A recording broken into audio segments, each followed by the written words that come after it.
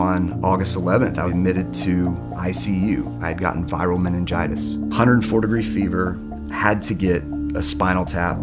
I came home. I really fought to get out of the hospital. Ultimately, the painkillers were stripped away, and then I really felt bad. Like, I realized how bad I felt. I didn't really know because of that. At least that was like keeping me going. I was driving home one day, took the long way home because I wanted to drive, and I pulled off at a liquor store and I grabbed a couple of minis of vodkas and just drank those on the way home. That turned into doing it another day, and then 3 days a week.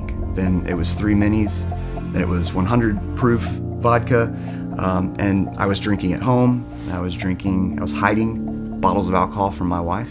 Our credit card debt was racking up. I didn't want my wife to see the alcohol that I was buying, so I would put it on the credit card, and I was absolutely killing myself and started to tear my family apart. Obviously, I drank to numb pain and to medicate, and it caused a lot of problems, mainly with my wife.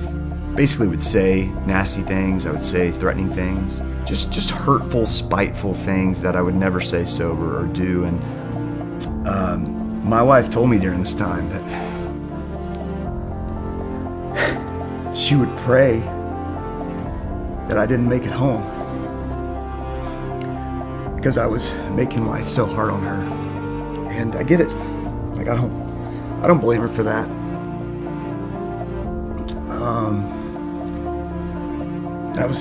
I was losing my family. December 3rd of 2016, had a terrible night, drank way too much, came home and was violent. I didn't hit her, my kids, or anything like that, thank God. I'm not saying I was beyond that, but I was angry, hitting things. I remember slamming my forearm into a column in our household, and plaster from the ceiling was falling down. I was just mad at life. I didn't really want to live anymore because I couldn't feel good anymore, right? Because alcohol is what made me feel good, but I felt terrible. And I was like, screw this, it's just not worth it. And so I was like, I'm gonna blow up my life and lose everything. Got kicked out of my house, and the whole thing just destroyed me. It destroyed me to start thinking about legacy and how I wanted my daughters to grow up.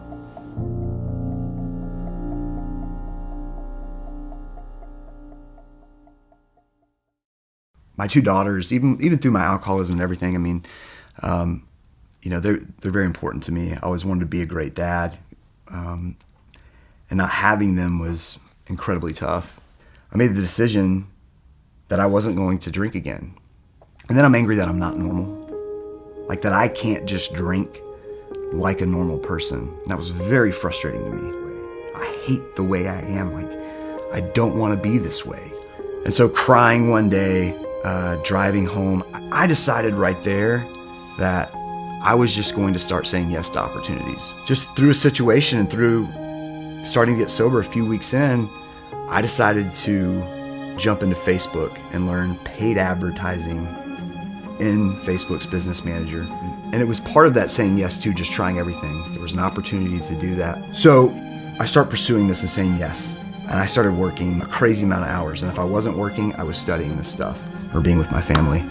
That started to grow, and I got really good at it. That progressed into starting to consult with companies. So now it went from working full-time, trying to find whatever sort of income I could, to consulting with organizations. And my consulting business started growing and becoming bigger than my full-time position. It was like, okay, this is your talent, start using this. That business just grew to now where I'm running my own agency.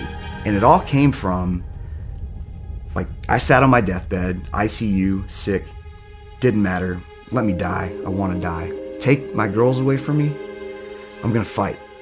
I decided that they were my why, and they deserved an amazing life because I had given them a horrible life, especially my wife. And then I was gonna give back. Like, this is my story, but this is a story of anyone who, no matter where you're at, the decision is yours. Everything starts and ends at your mindset. I found my why, and that's why I say 2016 was the worst year of my life. Like, it was absolutely, like, I could not wait to see it go, but it turned into the best year of my life because it was the moment that I stood up and I said, not anymore. And I know that sounds cheesy or cliche, but like, I said it and I did it.